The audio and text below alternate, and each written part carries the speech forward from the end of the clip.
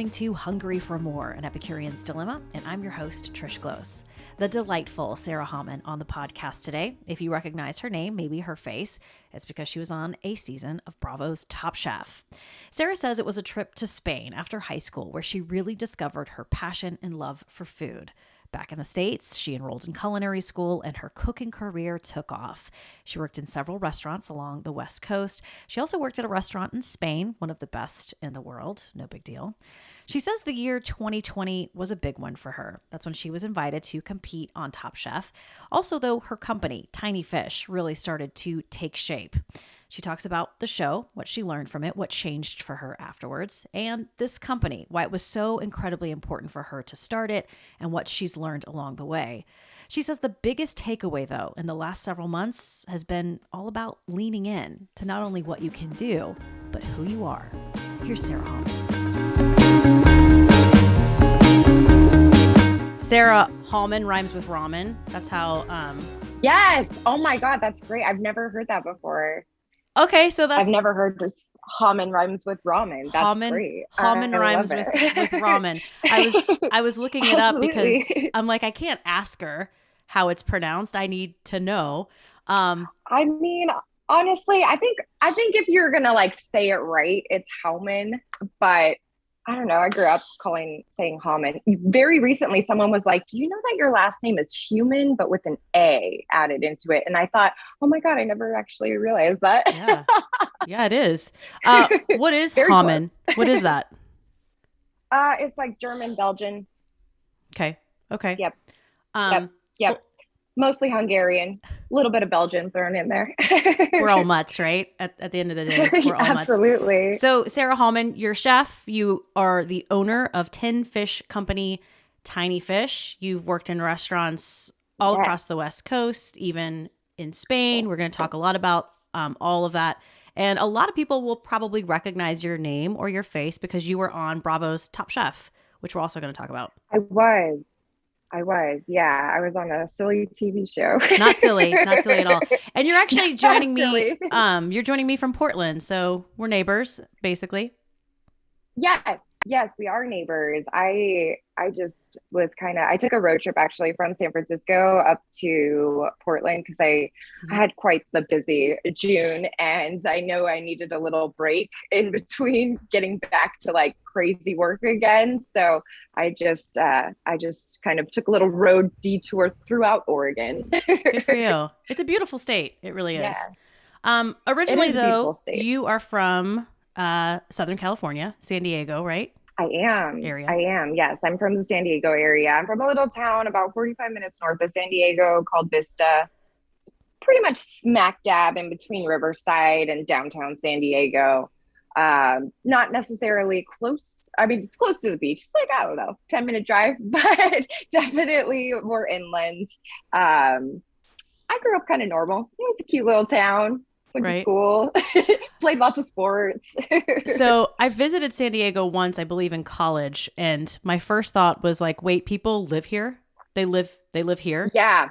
The weather's pretty great. When I grew up, it was 90 degrees and flip-flops during Christmas time. And I can only imagine now, decades later, since I've lived there, that it's substantially more hot. Yeah. Fire season is quite, it used to be every couple of years there would be a bad fire, but now I feel it's just every year, you have that couple of months where it's smoky, unfortunately. But, yeah, it is. People love San Diego. The weather's fantastic. Yeah, it is. It is incredible weather. Growing up though, you said pretty normal. Was food important in your family growing up? Food was decently important. My mom cooked a lot at home. My dad kind of had a weird work schedule. So my dad was at work for basically a week straight. I wouldn't see him. And then he would be back at home for a week he'd be completely off for a week. So usually when my dad was off, we would go out to dinner once a week, and he would kind of deal with the cooking on those days, or those weeks, I should say. And then my mom would cook the rest of the time. So it was kind of mixed up a bit, but I got to be honest, neither of them were like the best cooks. I think for me, I don't know. I always loved, although we didn't do it quite as often as maybe my dad would have liked or I would have liked as a kid. Whenever we visited my dad's side of the family, my grandma and grandpa in Illinois, I really loved, it was kind of a different house for me because growing up in San Diego or even in California, you don't really have basements like they do in the Midwest. So every time we would go, I would go down to the basement and see all my grandma's jars of preserves and pickles and all those really cool things. And I just thought it was like to have something that can sit on the shelf at room temperature is really cool. And that the fact that she made it was super cool. I loved, obviously we usually visited for holidays or whatever. So I just love the fact that when she was in the kitchen, she was the boss and she could tell everyone like, leave the kitchen, and everyone kind of just left her alone. So maybe that's where I got really excited about it because I do very much enjoy my solo time. That is for sure. Yeah.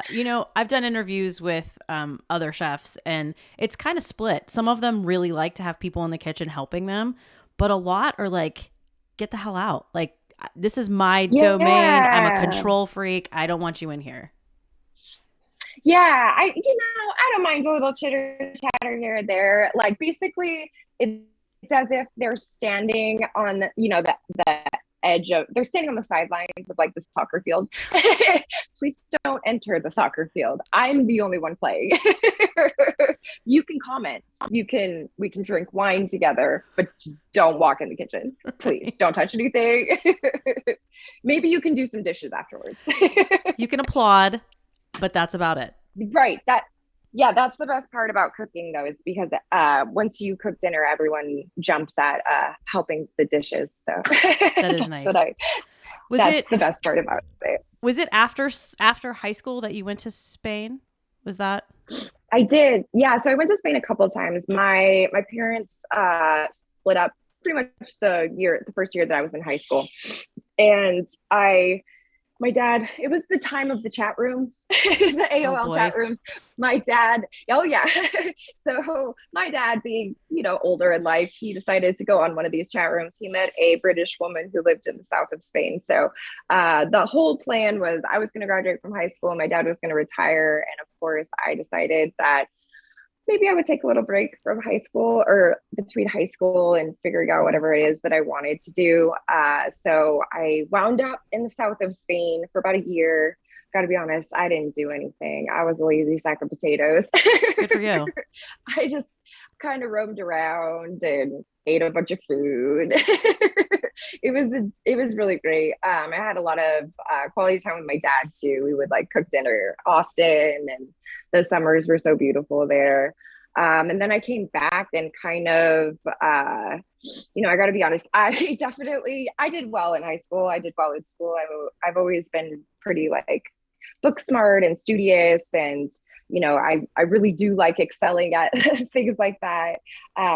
So I did have like pre-acceptance into whatever UC I wanted, but I just never just didn't, it wasn't what I wanted to do. And I think the theme of my life is always swimming against the current. I definitely always choose the unexpected path or the detour or the long way around or I used to get really frustrated with myself about making my life extra difficult on myself, but I think now, having had a little bit more time, I'm a little older, a little wiser, and I think that there's a reason I took the path that I did, and might have been a little bit of a roundabout way to go about things, but I really do learn with experience. I think that for me is the greatest thing, is that I've had all these crazy experiences because I haven't taken that normal path of go to college, get your degree, get a job, that sort of thing. Well, at the end of the day, your path is your path, right? And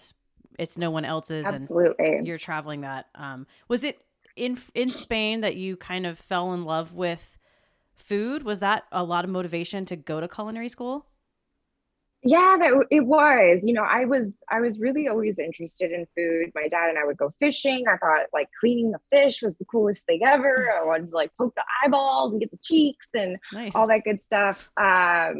I definitely was the kid, we would go out to wherever, like a chain sushi restaurant, and I would want the craziest thing. I had to order the weirdest thing. I always wanted to try it.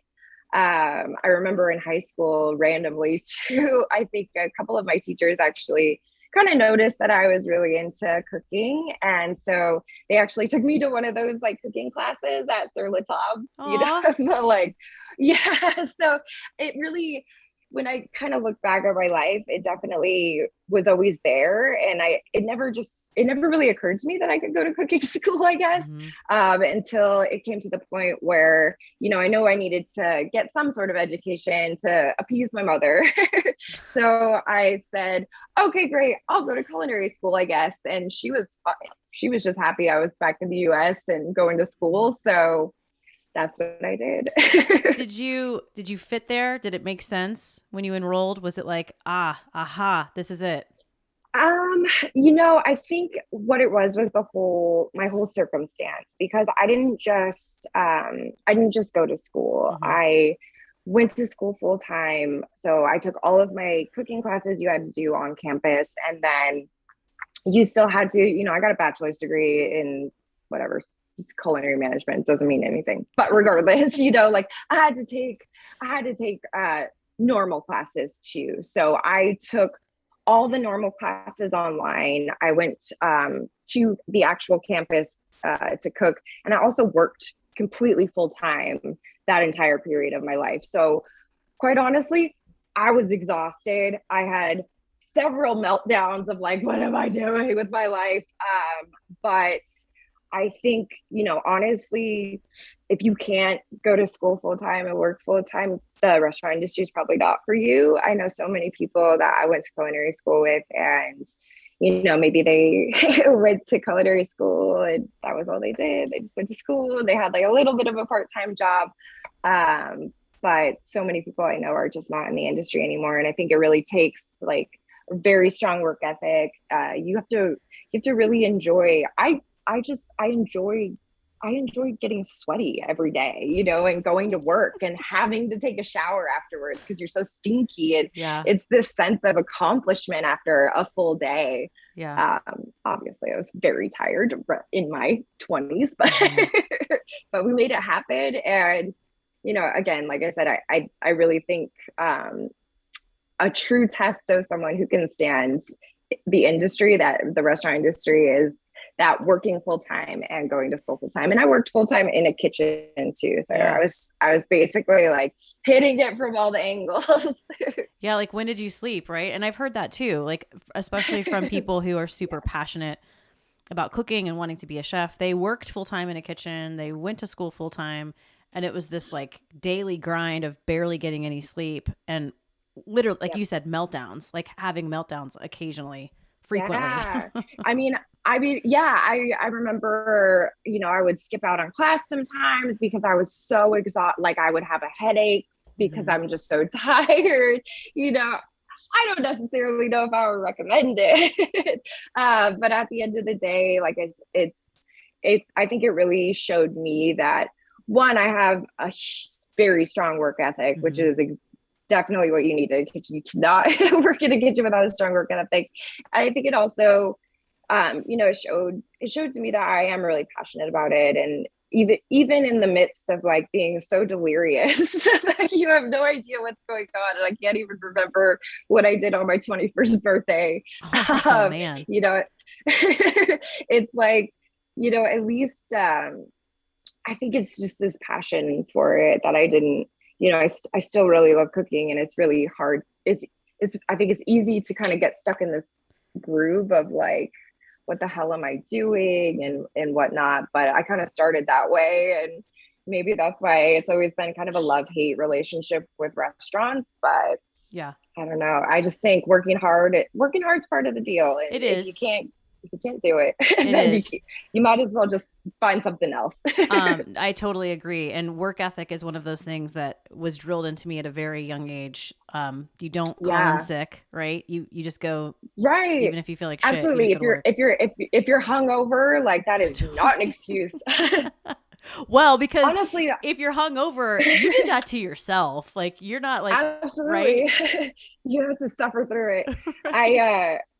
Yeah, I mean, honestly, I've always loved working. I got a job at the very moment I could. I think, when I was 14 or 15 and you had to get your parents to sign the thing. Sure, I was working in like a clothing store or whatever.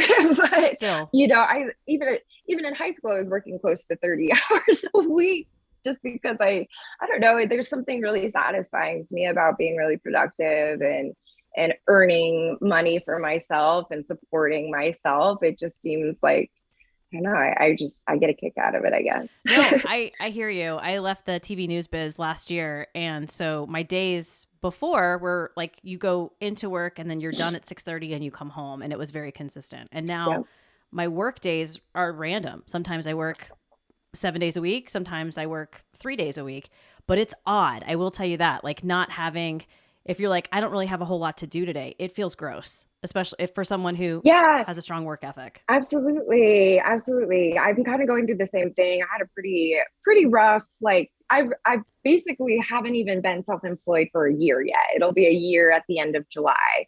And being my own boss has always been a goal of mine. And Mhm. I've always worked for someone else. And I think years and years and years of that strong work ethic and of basically giving every single thing, ounce of energy that I have to whatever job that I have has finally taken a toll on me. And I realized that I really hadn't stuck with any job for more than a couple years since my early 20s. And I felt like is because I'm giving so much of myself to something that's not actually mine at the end of the Mhm. day. Mhm. And, not feeling that sense of ownership, I guess. So finally, at the beginning of the year, like I said, it was a little rough for me. And I think it was rough because of what had mentioned of like not having a schedule and, having like a day during the middle of the week where I don't have anything to do and I'm feeling obligated to work.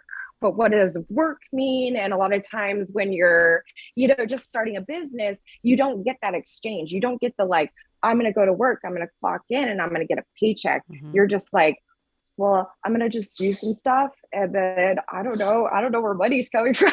Yeah. I guess I'm just gonna keep myself busy. But then you end up, if you're me, you're like, oh my God, I've kept myself busy for Mhm. literally 3 weeks straight. Sarah, take some time off. I think it was for me figuring out the balance and understanding that now that like, maybe I have three 3 weeks of work straight, but then I can take 10 days off and not worry about it Yeah. because I've done everything that I've had to do and I don't necessarily like need to look at my phone pretty much. I'm kind of working towards a healthier lifestyle now.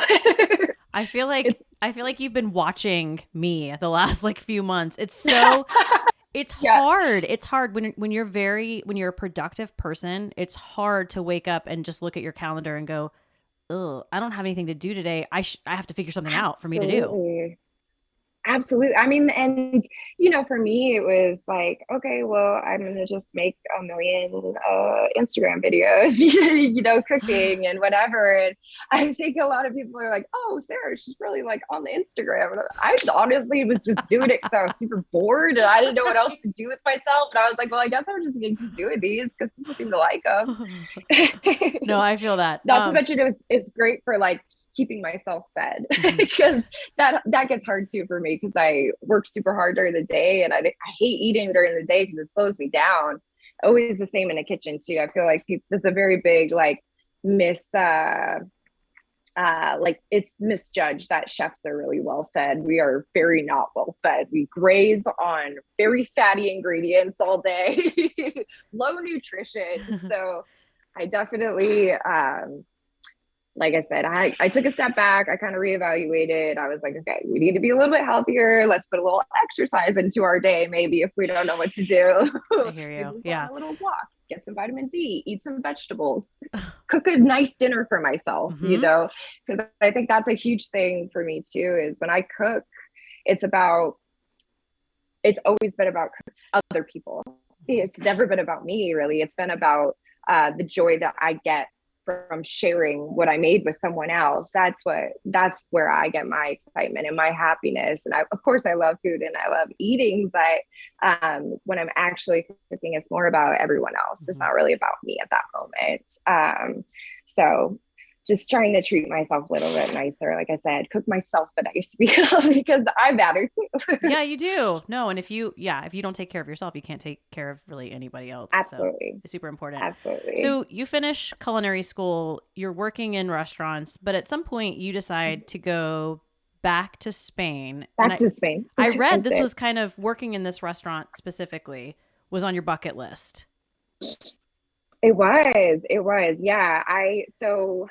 I moved up to San Francisco and I had worked at Bar Agricole with my buddy Brandon Jew, who just did really, really well at the James Stewart Awards this year. Yay. I'm very proud of him, very excited for him.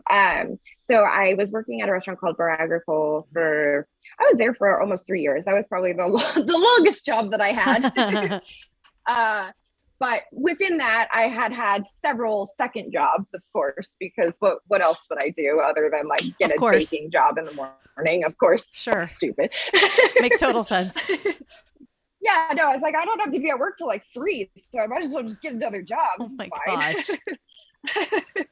So I was working there, and it was kind of like, I was getting a little antsy, and I had always wanted to work abroad. I didn't really know how to go about it, so I got to be honest, I went on that San Pellegrino 50 best list, and I emailed the restaurants I wanted to work at. And I was just like, hi, this is me. Here's my resume. And, I'm looking for a stage, was what they call it. I'm looking for a stage.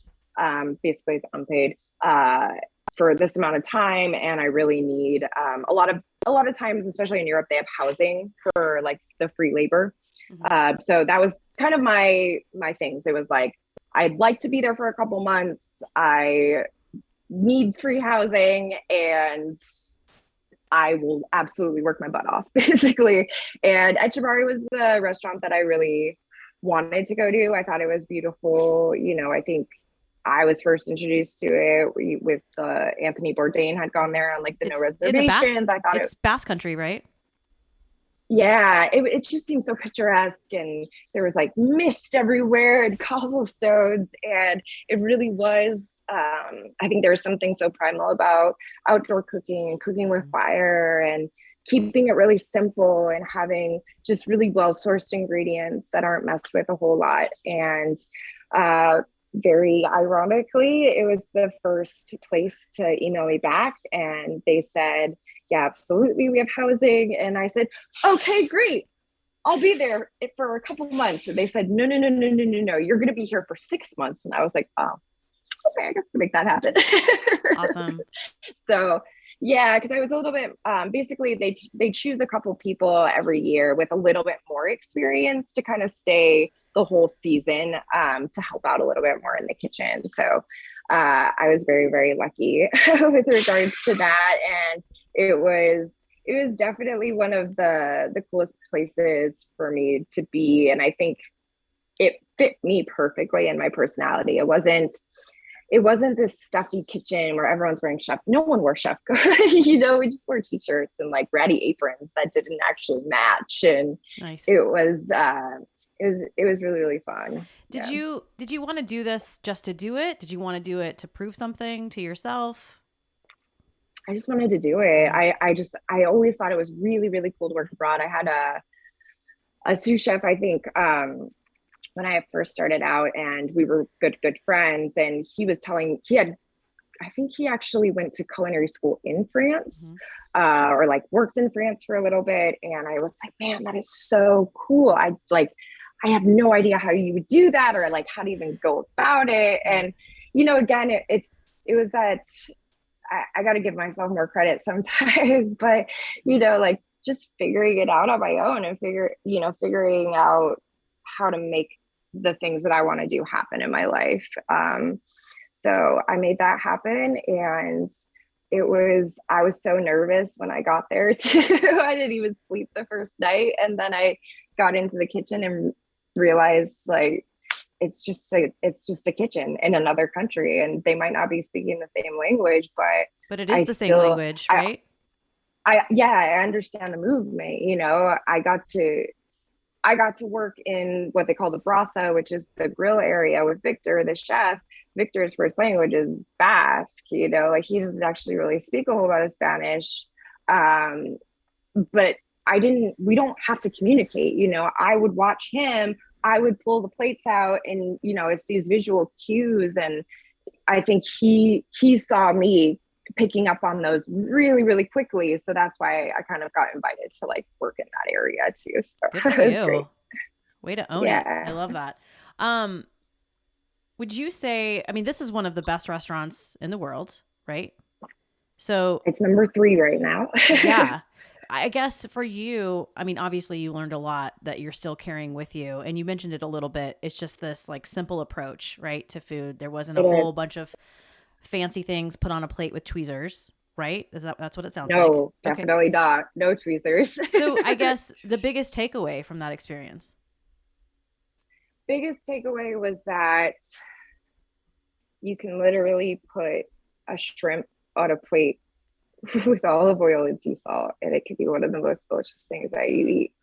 I think, it really just speaks volumes again to the sourcing of ingredients, the care for the ingredients when you get them. They had they had a whole fish tank, so the prawns would be kept in salt water in a circulating fish tank, to kind of keep them nice and juicy and moist. And the fish was scaled to order, Wow. because when you take the scales off, it kind of like messes with it messes with the freshness. So the fish might not be alive, Hmm. but they took all the scales off to order, the rib eye, the big chuletas.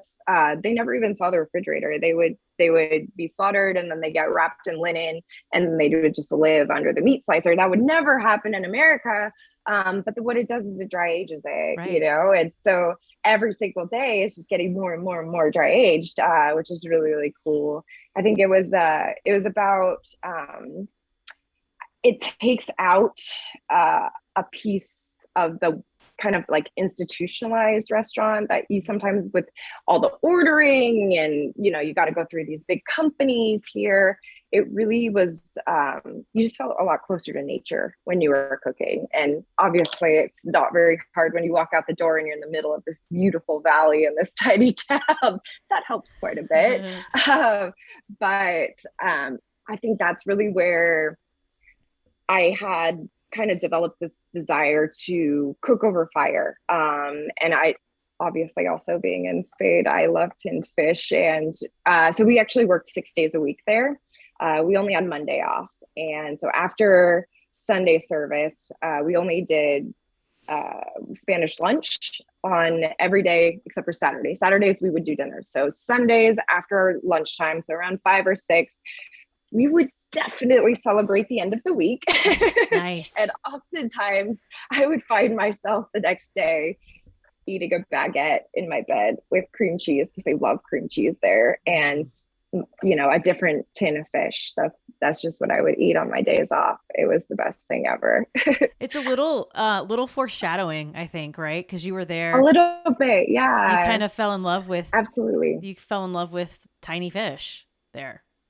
I did. I think, for me too, it's the art of the preservation of, Hmm. an ingredient that it will spoil very quickly. I feel like even before meat will spoil, like I said, they have the big chuleta that you know, as long as it's kept at a certain temperature and humidity, it's going to dry age. And people do some crazy shit now. They'll dry age fish or whatever. Right. But fish especially spoils very, very quickly. You have to be very, very careful. And learning about the history, learning about salting a fish, salt cod, even, is really cool to me. I think Mhm. the history of all of that stuff is really cool. And how did people eat fish without it going bad before refrigeration? And figuring out, not figuring out, but just, basically being super curious about all different types of styles of tinned fish, because in Asia, the tinned fish that they have is so different than anything we know, definitely not in olive oil. It's in soy sauce or miso. Right. So there's this common link between tinned fish in so many different cultures. And it's just really, really, it's kind of like if you think about it, every culture has a different flatbread, some Right. people have pita and then, or like a pizza or naan or whatever it is. It's kind of the same with tinned fish. You find these different ideas everywhere, but at the base of it, the idea of we need to preserve the freshness of this fish for later consumption in the wintertime when we can't go fishing or when the fish is out of season, it stays the same. And I think in Europe, they've really, because of the generations and generations of that art, they really have it down. You open the tin and they're perfectly, anchovies are laid in there and they use really good olive oil. I love watching those videos on YouTube of the Portuguese women or Spanish women cleaning anchovies super quick and they're all sitting down. I love it. Love it. Well, it also takes me back to grandma's basement, right? Where everything was Yes, preserved. And absolutely. when you were talking about, being with nature, it reminds me of my grandmother because she was a farmer. And during times where, especially harvest, like that's what she cooked with. I mean, it was just everything was Yeah, super fresh. And then it was preserving corn and tomatoes and all of these things from her garden. But that's really like, that's how for us, that's what cooking is. It's about being with nature. absolutely. Yeah. Absolutely. It's about being with nature. Yeah. I mean, my grandma grew up in the Depression era. And Yep. so, and when my dad grew up very, very, very poor, Mm-hmm. and my grandpa quit school at sixth grade. He was a janitor for his whole life at the high school that my dad went to, Yeah. in a tiny town in Illinois. And I think and I find myself kind of thinking about this a lot. With less, I feel like I can do more. It's like if I have an order list, for instance, and it's like, look at, there's 15 varieties of in-season vegetables and 10 varieties of fish. I'm like, I don't know what to do. There's too many options. But if you give me 2 vegetables and 1 fish, I'm going to be more creative about what I make because I have to be. Yeah. So it's being like I said, with less, I feel like I can actually create more, and I'm smarter about the way that I cook. And honestly, I feel like more accomplished and I feel more proud of what I cook when I cook with a lot less. And again, that goes back to, it's a continuous circle with, I love cooking in nature and I love cooking in the wild because you don't have much, you Right. bring a cast iron pan or a cast iron pot, you have fire, that's it. So it's really about, you working with the heat and figuring it out, and you end up doing some weird things for sure. Hopefully. But Right. yeah, but at the end of the day, like I said, it's that spark of creativity that really kind of keeps me going. And I think right now, especially in my life, being my own boss, because I'm doing so many different things. I've got so many weird contracts that I do for personal income, and I've got my tinned fish business. It's this way to kind of like keep my, those creative sparks in my brain flying. And For sure.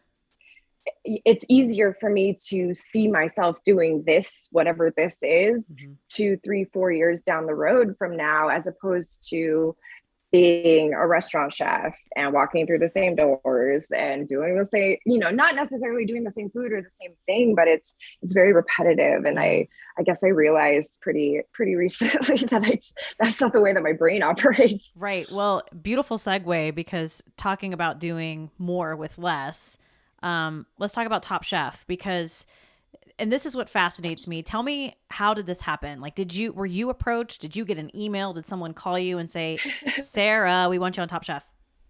So I definitely got a cold call when I was living in San Francisco. And usually what happens is after the fact, after you're on the show, you're asked to recommend people for the next season. Gotcha. So someone along the way must have recommended me, but it was also, it could have been one of those things.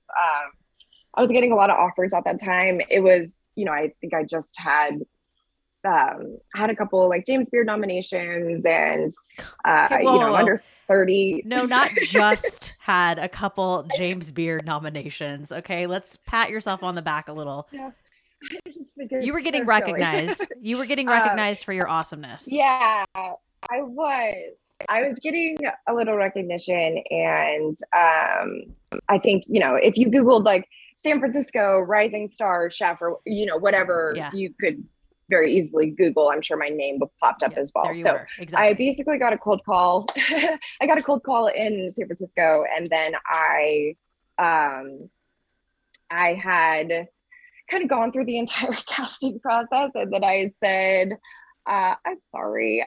I got offered a really great job with one of a chef that I had been really admiring, this female chef Melissa Perello. Hmm. She asked me if I would run Octavia. And I was kind of in between jobs. And so that's kind of why I entertained the whole casting process, went through the casting process. But then Melissa offered me the job, and I was like, I'm not gonna, what am I thinking? I can't go on TV. I'm crazy. This is crazy.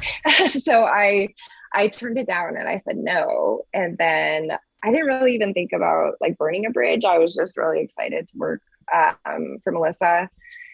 So the next year, it was about 2 days into me moving up to Portland, and I got another random call from an LA number. I picked it up, and it was a casting person again asking me if I wanted to be on the show. And of course, I was like, I just moved to a different city. I have this job I have to do. I can't do it. I'm so sorry. And at that point, I thought, well, I really definitely burned that bridge now. Oh no. So the next year, when I definitely, I needed to change the scenery. So I moved to a different city, and then I get into a restaurant and I was like, oh yeah, different city, same restaurant. I Mhm. just can't, like, I don't want to be in the restaurant anymore. So I was looking for something else. I text the casting people like, hi, I'm ready this year. They're like, casting's a little different this year. I was like, damn it, I really did ruin it Oh for myself. no. But I guess that was actually the all-star season. But again, I just thought I ruined it for myself. And then, of course, the following year was March 2020, and I got a random text. I was working at Soda at the time. I never really was laid off or anything, Hmm. but it was, I don't know, I had a little bit of time on my hands. Work wasn't so crazy. It was the first time I was working at a place where I actually felt like I could take a little bit of time off and it wouldn't like disrupt the system Totally. too much, Yeah. Hmm. so to speak. Uh, so I said, plus, like, I mean, at that point, we potentially were all going to die in a zombie apocalypse. So no one really knew. You're like, this is it. This is my final shot. Yeah, yeah, I was like, okay, yeah, sure, yeah, definitely, I'll do it. So I went through the casting process again, and I was very lucky that they had chose me. Of course, it was going to be in Portland that year, and I was very sad because I love traveling, and I was, man, I wanted to explore a different city. But I still got to see parts of Oregon that I hadn't really seen before, and Nice. really experience some different things. So that's my Top Chef story. I said no too many times But until I I finally said mean, yes. something worked. They were hanging on to your number and your name for sure. Um, Yeah. I read that when you were invited to be on the show and filming was in Portland, you were studying. What exactly were you studying? Other seasons? Um, I definitely studied other seasons to a certain degree. Yeah. That was actually making me a little bit more nervous. Oh, I bet. Was it overwhelming? Yeah, I mean, I was like, I would watch maybe an episode and it'd be fine, and then I would get halfway through the next episode and I just be like so stressed out, I don't know if I could do this. So I finally just had to stop watching Yeah. because it was, like I said, it was stressing me out, and there's a lot of self-doubt that happens. You're like, man, that person's like a way better chef than me. Crap, I'm gonna do so bad on this.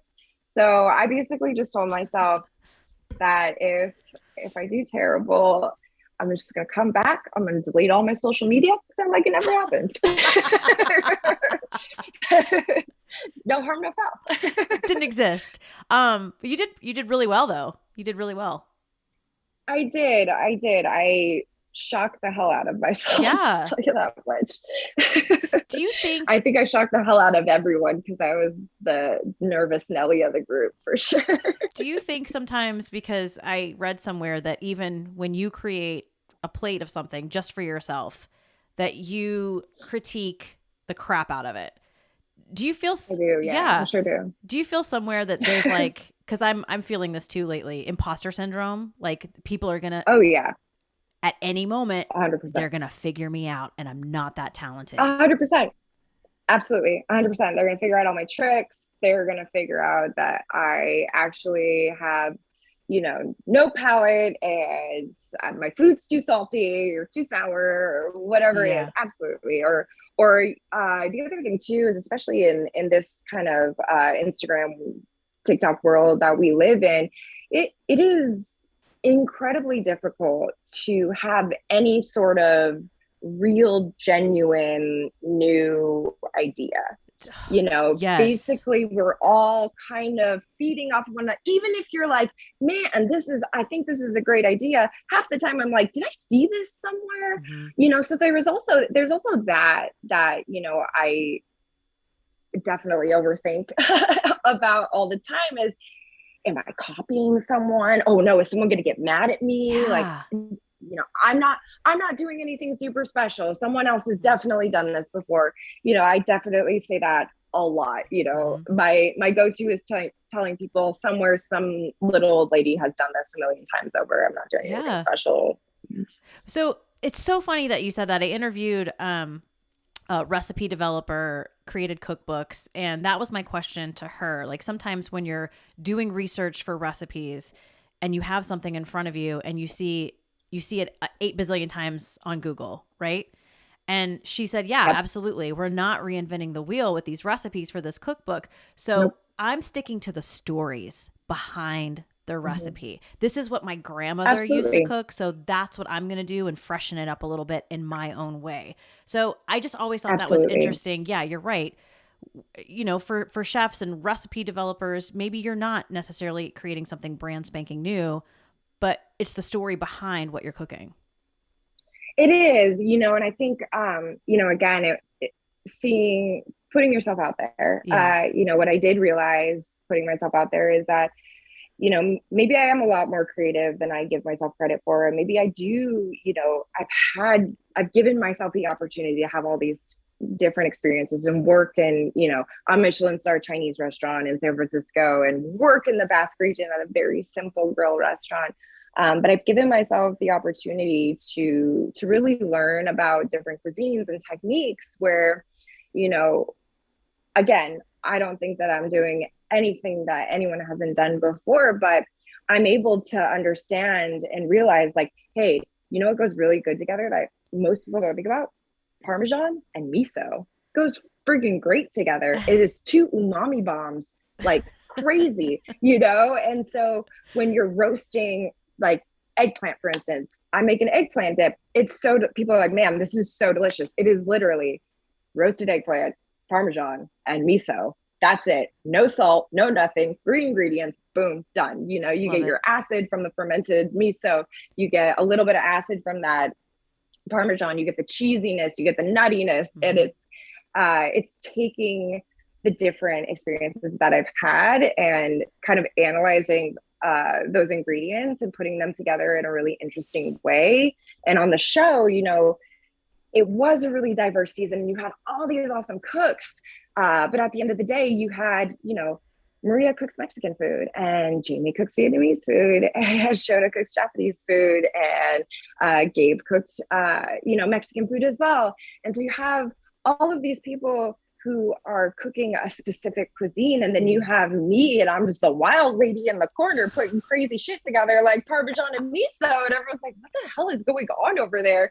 So I think that for me was a little bit like, oh, maybe I do approach maybe I do approach food with a little bit of a different Yeah. lens than a lot of people. Thank goodness, right? I mean, Yes. that's what makes you unique and That's different. what makes me me. And Absolutely. yogurt, apparently. Yogurt. Apparently, yogurt is my security blanket. Everyone always asks me, they're like, have you always loved yogurt? I'm like, I gotta be honest with you. I just went to the refrigerator. It's the first thing I decided to grab. Not sure. Unclear. Okay.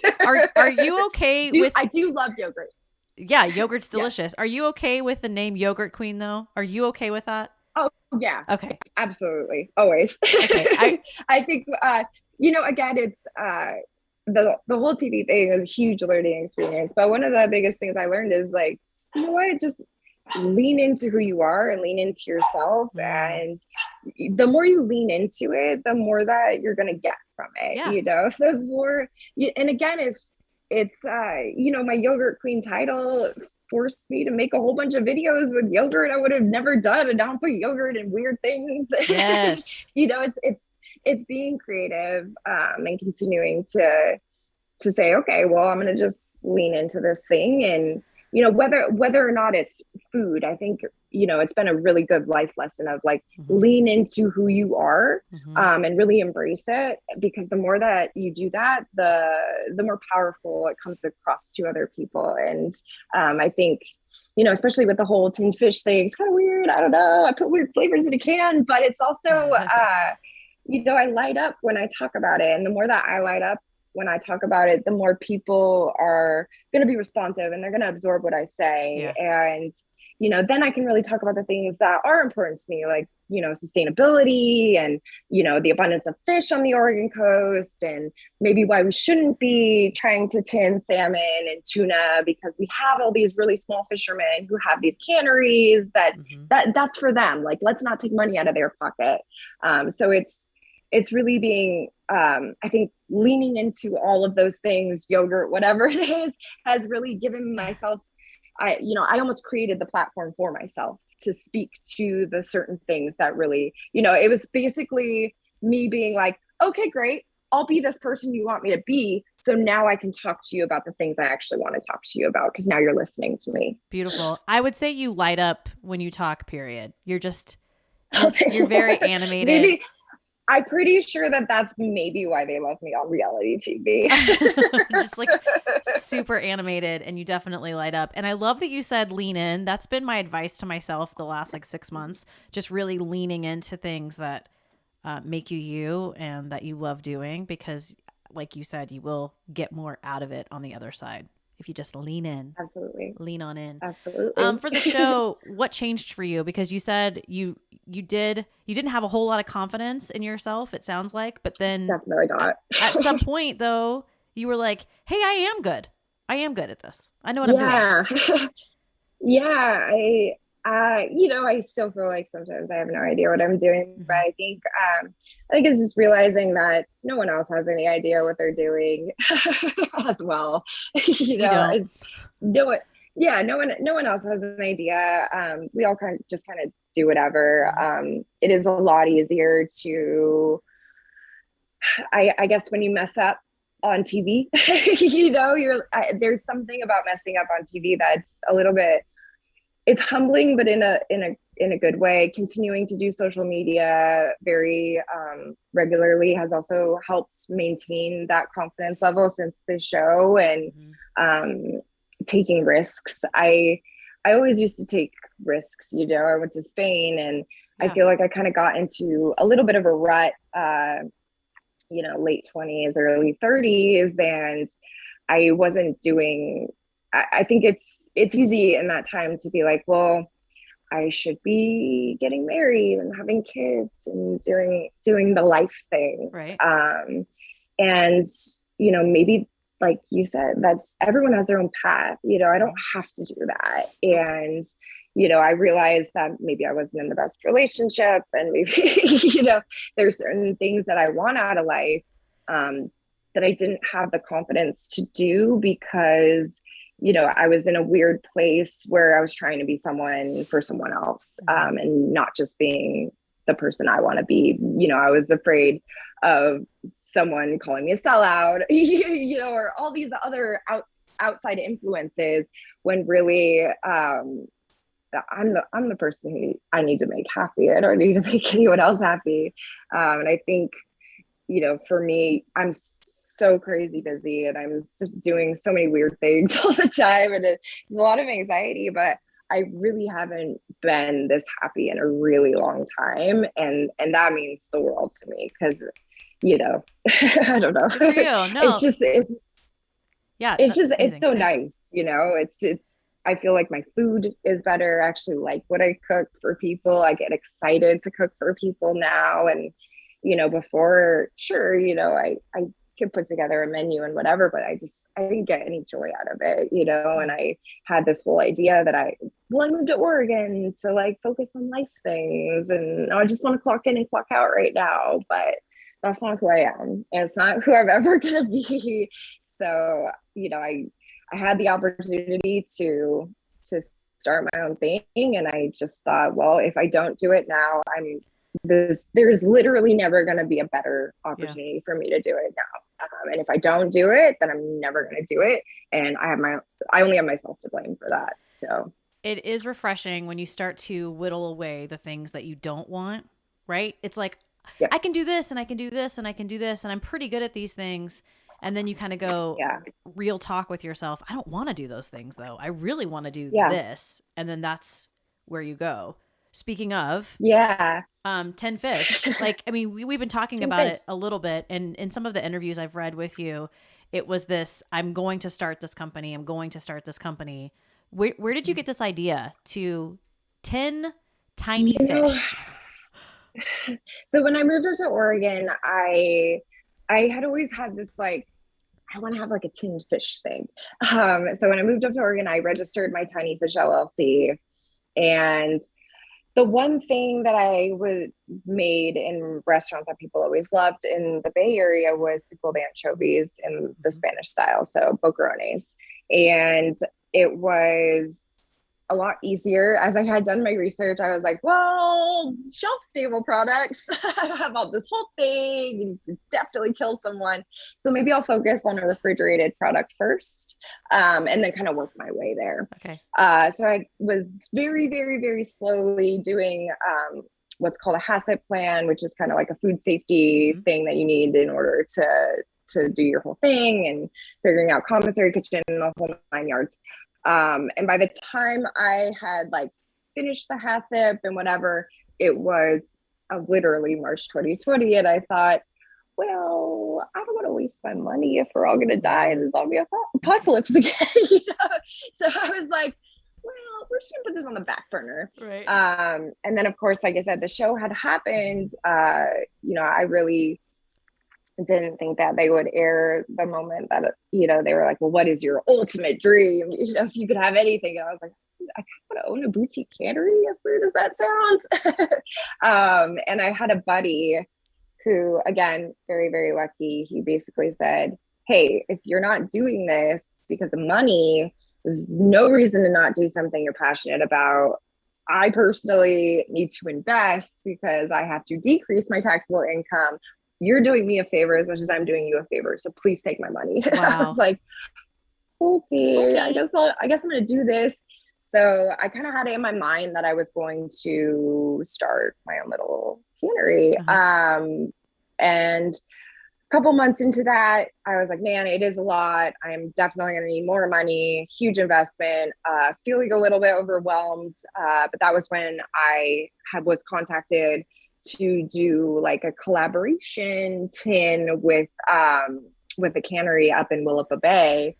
It's about 2.5 hours northwest Mm-hmm. from Portland. And I went up there and I checked out the cannery, and I kind of started talking to them about my own dreams and desires to have my own cannery. And they were like, well, you do realize we could just manufacture it for you. You could come up here and do all your R&D, and send it to the seafood processing authority. We'll get everything going, and we can do it for you. You don't have Crazy. to set up the whole infrastructure of a cannery, Right. because at that point I didn't know that was even an option. I had no idea. So then it was a mad dash of like, okay, let me talk to as many people as I can who manufacture a product, as opposed to like very hands-on make it, because as a chef I didn't realize that there's this whole other world out there Mm-hmm. of packaged goods that get made by completely different people that maybe think of the idea in the first place. Right.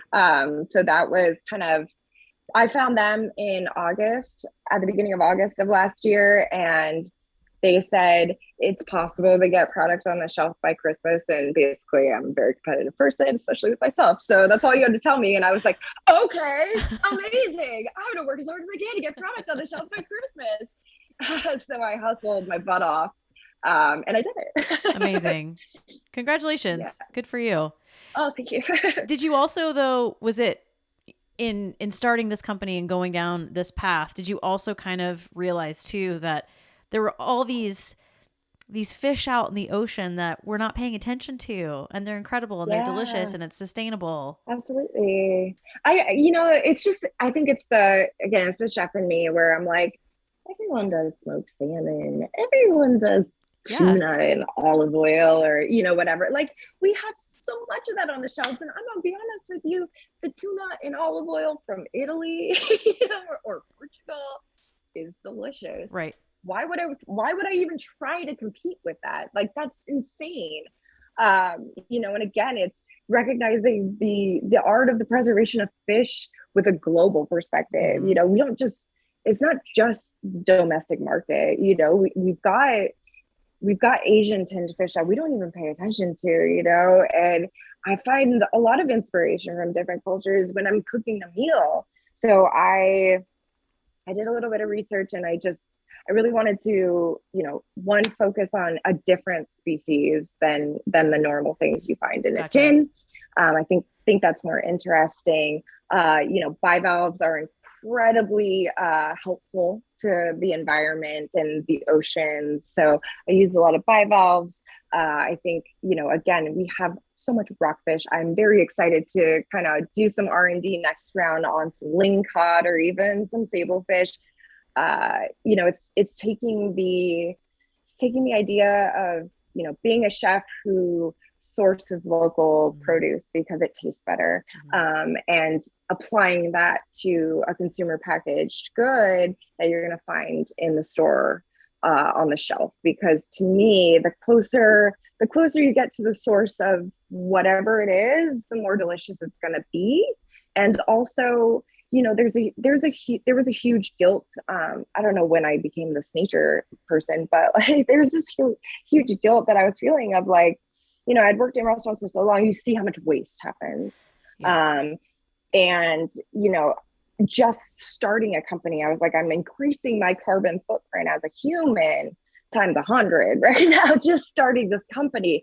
But what can I do to thoughtfully, keep it at a minimum? And again, it's choosing to source locally so that I'm not, we're not dealing with freight. We're not dealing with energy to then freeze the fish and then the freight. So it's kind of this full circle. And as I was mentioning too about the fishermen who also suffered during the pandemic, they couldn't sell their fish to the restaurants, so they were sitting on a whole bunch of fish. What are they going to do? They're going to put it in a tin. They're going to freeze it. They're going to do whatever they can. Right. I don't want to compete with them. It's not about competing with them, because at the end of the day, if we don't recognize the fish that, ground fish or trash fish, whatever you want to call them, we don't use those up, fishermen really aren't going to go out for them anymore. Mm-hmm. They make more money on salmon, they make more money on tuna, and we end up exporting lots of sable fish to Asia. Lots of ground fish goes into making fish meal for different animals, Right. or even for like processed things like hondashi or whatever it is. I feel like we're not respecting the fish that we have in abundance on our coast. And a lot of that is just familiarizing people with that fish. And as a chef, I think, I'm able to do that. And I'm able to do that by taking different flavors and saying, look how delicious this is. Maybe it's not an olive oil, it's in soy sauce. But let me show you how to like make this into a really awesome dish. Let me show you how to have a really gourmet meal out in the wilderness that's shelf stable, that you can make very easily by yourself. So I guess just approaching it with a different angle, like I Yeah. do everything. Yeah. Well, I mean, I feel like I could just hear Oregonians' ears perk up as soon as you said, take this and make a meal out in the wilderness. Like, that's a very Oregon thing to do. It is. Yeah, Yeah. absolutely. Um, Yeah. The kind of like high end camping was one of my main target markets that I wanted that's to awesome. approach, I guess. What are you tenning right now? What fish are you Um, putting so in right tins? so right now I've got mussels. They're from Taylor Shellfish Farms up in Washington. Okay. Those are in like a it's kind of a more like Moorish escabeche that you find in Spain. Spain. Yeah. Not spicy, but very spiced. And then I've got rockfish in soy sauce. It's soy sauce, gluten-free soy sauce, organic cane sugar, mirin, and wasabi powder. And then I've got what else do I have? Octopus, which I did with clarified butter and dried dill and lemon, Wow. which is probably everyone's favorite. And then I've got smoked gooey duck. Of course, I had to do gooey duck. We're in Of the Pacific course. Northwest. And, again, it was me being lucky in the sense that, I'm working with Taylor Shellfish and they're like, hey, we have a freezer full of gooey duck because we couldn't sell it because restaurants weren't operating. We'll give you a good deal. And I'm like, okay, that sounds great. I'll do something. I'll figure it out, Nice. and so my gooey duck is pretty heavily smoked. And then I did brown sugar, organic brown sugar, and what else do you do? Paprika, garlic. So it's basically like bacon, plain Whoa. bacon. Okay. And then Yeah. where can people find tiny fish? I'm definitely all over. I just finally have someone helping me. I realized that I am indeed a chef and not a salesperson. So I've got some lovely help from Real Good Food here in Portland, which is a small distributor. And you can find me all over Portland. I'm at like Elephants and Providore and Well Spent Market. I'm down in Eugene, Market of Choice, and like there's a place called Party Bar in Eugene. Kind of all over the place. I'm at a couple wineries as well in the Awesome. Willamette Valley. Um, yeah, it's great. And the best part is that, again, with the whole we live in an Instagram world thing, I really wanted to approach this with as much of a business mind as I could. And, the marketing and how your product looks, like I said, very important these days. True. So I hired a design team that was kind of in my PR umbrella.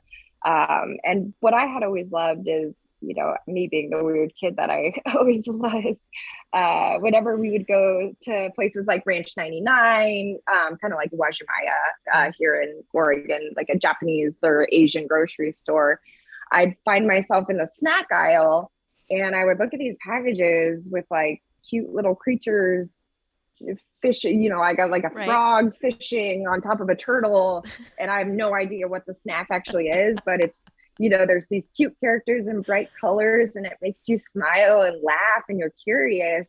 So that's kind of the vibe that I was going for when it came to the look of the actual product.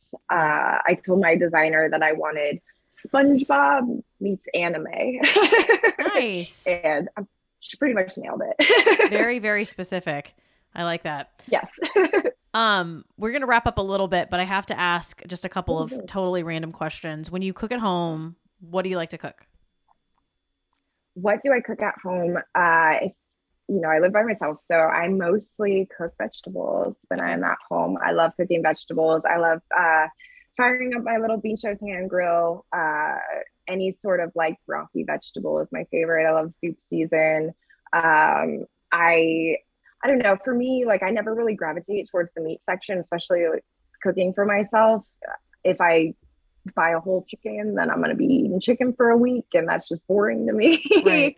I think that vegetables are they're really beautiful, and they provide so much different flavor. And it's not a huge commitment to buy like a bunch of carrots and a couple bok choy.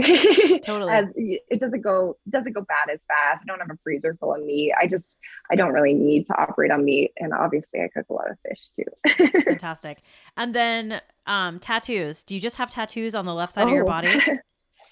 I do actually. I have my right foot tattooed, Okay. but for the most part, yes. It's just one side of the body. I think it's mostly my brain. It's like a coloring book. I have to finish this one page before I can start the next page. So otherwise, Nice. it's uneven. Nice. Yeah. I don't think there's anything more frustrating. I love to color, by the way. I have to finish Yeah. what I'm coloring before Yes. I move on to anything else. Absolutely. You understand.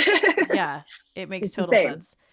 Yeah, I just saw the arm and then the leg came up and I was like, oh, okay, there's tats on one side. Yeah. Yeah. Some people are like, oh, it's like party on one side, plain on the other. I'm like, yeah, whatever. I mean, you want to analyze it all you want. Yeah, Honestly, I think it's just me not, I want to finish one finish. side and then we can start the other Makes side. total sense. Makes absolute sense to me. And I also appreciate that the fact that you love a pizza Shoals. It was I do. a restaurant I discovered through Anthony Bourdain. You said that earlier. Um, Oh, he visited, cool. I had no idea he even went there. yeah, he visited a pizza Shoals on his show, and I just said, I'm like, I'm going there. That looks incredible. I'm going there.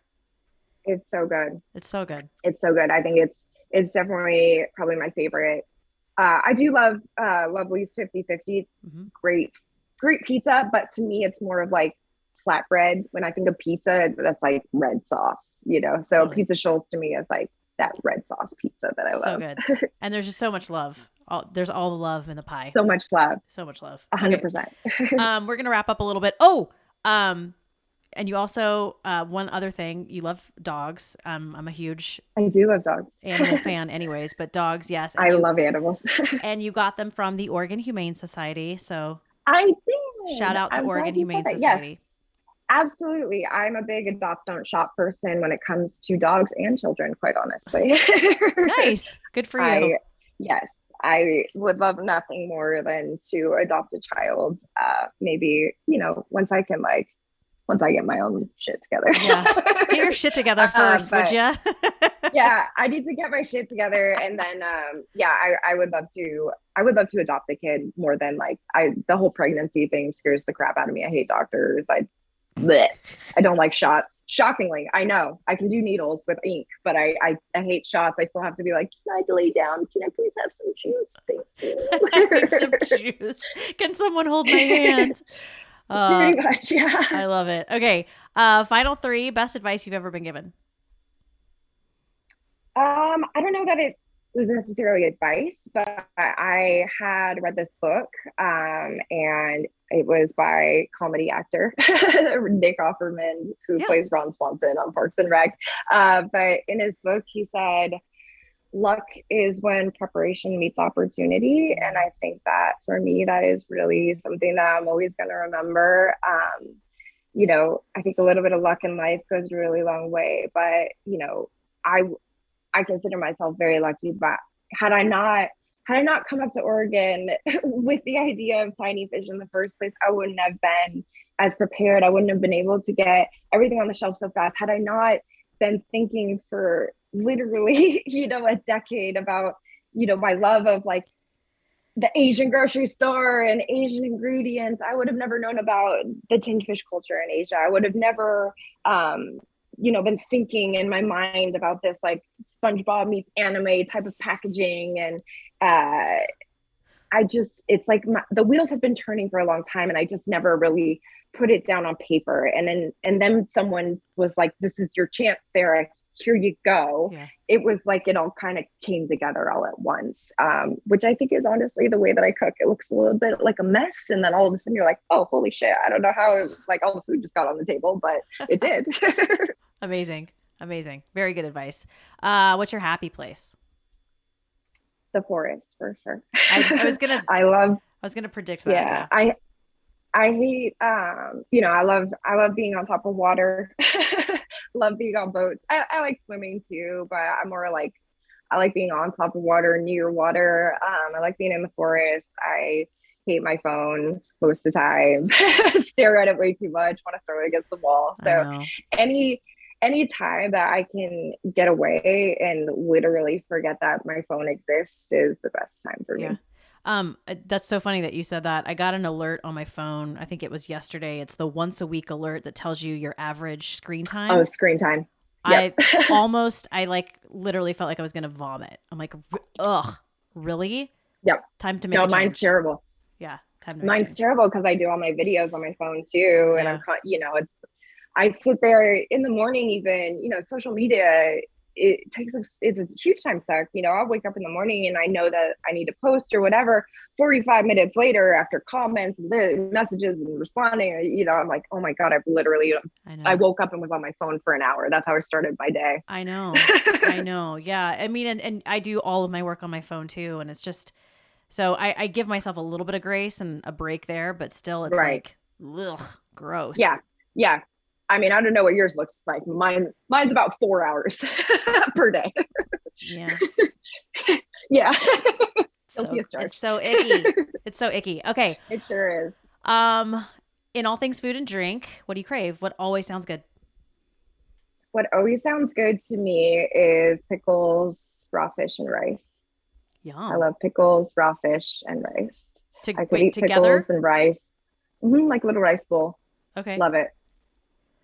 Any sort of pickle, fish, and rice is that makes me. I could live on that food for Hmm. weeks without getting. Of course, like I switch up my pickles and switch up the fish, and maybe sometimes it's grilled, and maybe sometimes it's raw. But pickles, fish, and rice is very nutritious also. It is. I was gonna say it's very, very good for you as well. And in the drink Yeah. category, anything? Um, I'm not really the biggest drinker, but I can definitely polish off a bottle of mezcal quicker than most things. Nice. Love me some mezcal and tequila. Fantastic. That was a good answer. You were so much fun. So much fun. Thank you. Thank you for having me. This is great. Yeah. So I'm just gonna let everybody know, first of all, follow you on Instagram because it's delightful. But also Yeah. look for tiny fish. Yeah, And I would just suggest, absolutely. I mean, we have marketed choices all over Oregon and they support Oregon We businesses. So if do. they don't see tiny fish on the shelf, go ask them to carry tiny fish. Absolutely. For sure. Yeah. Just send me a little email and I'm going to be honest, I just forwarded it to someone else and they take care of it and it's great. Perfect. And your website quickly is just sarahhauman.com, right? Yeah, and then I have the tinyfishco.com as well if you need any online orders. I also sell some great merch. We're gonna drop some new merch this week. Merch. All about the merch. Well, Merch. All about the Sarah merch. Hauman rhymes with ramen. You've been so much fun. Thank you so much. Thank Thank you you for so much chatting again for with having me. me. This was great.